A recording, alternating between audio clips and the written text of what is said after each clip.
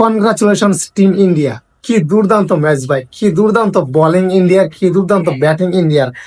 যার কথা না বললেই নয়, সে হচ্ছে শুভমান গিল। যদিও এই উইকেটে কিন্তু রান নেওয়া কিন্তু খুব কঠিন ছিল যে কোনো ব্যাটসম্যানের জন্য, কারণ আমরা দেখছি যে জয়সওয়াল বলেন, রোহিত শর্মা বলেন, হ্যাঁ, ওরা কিন্তু প্রচুর ভুগতেছিল প্রথম অবস্থায় রান নেওয়াতে। তারপর কিন্তু একটা সময় সেট হয়ে গেছে শুভমান গিল, প্রিন্স গিল কিন্তু সেট হয়ে 96 বলে 87 রানের একটা দুর্দান্ত ইনিংস সে খেলছে। আমি কিন্তু খুব করে চাইছিলাম যে তার যেন সেঞ্চুরিটা হয়, কিন্তু আসলে আনলাকি, আউট হয়ে গেছে।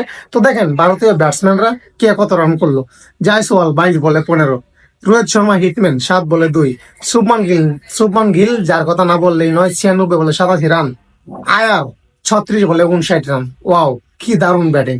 36 বলে 59 রান, এটা কি T20 ম্যাচ ছিল নাকি ওডিআই? যে কেউ কিন্তু কনফিউশনে পড়ে যাবে আয়ারের এই ইনিংসটা দেখার পর। 36 বলে 59 রান, স্ট্রাইক রেট কত? 163 স্ট্রাইক রেট।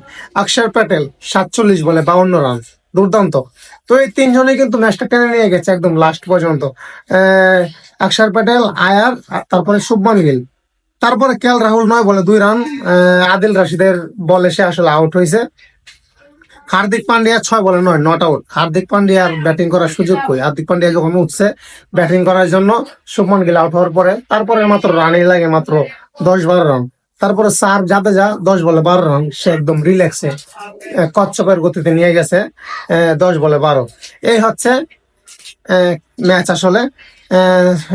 ঋষভ পান্ত, কুলদীপ যাদব, মোহাম্মদ শামি, এই তিনজন বেঞ্চে বসা ছিল। আনলাকি, তারা আসলে ব্যাটিং এর সুযোগ পায় নাই। তারা ব্যাটিং এর সুযোগ পাবে কি?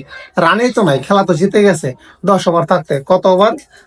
47 ওভার 4 বল পর্যন্ত খেলতে পারছে। 47 ওভার 4 বল খেলতে পারছে ইন্ডিয়া। হাতে আরো প্রায় 10-11 ওভার কিন্তু রয়েছে। তো ওই 10-11 ওভারে কিন্তু আরো অনেক রান নেওয়া যেত। হ্যাঁ, তো আসলে ইন্ডিয়া জিতছে ভালো কথা, কিন্তু আমি আসলে একটু টেনশনে পড়ে গেলাম।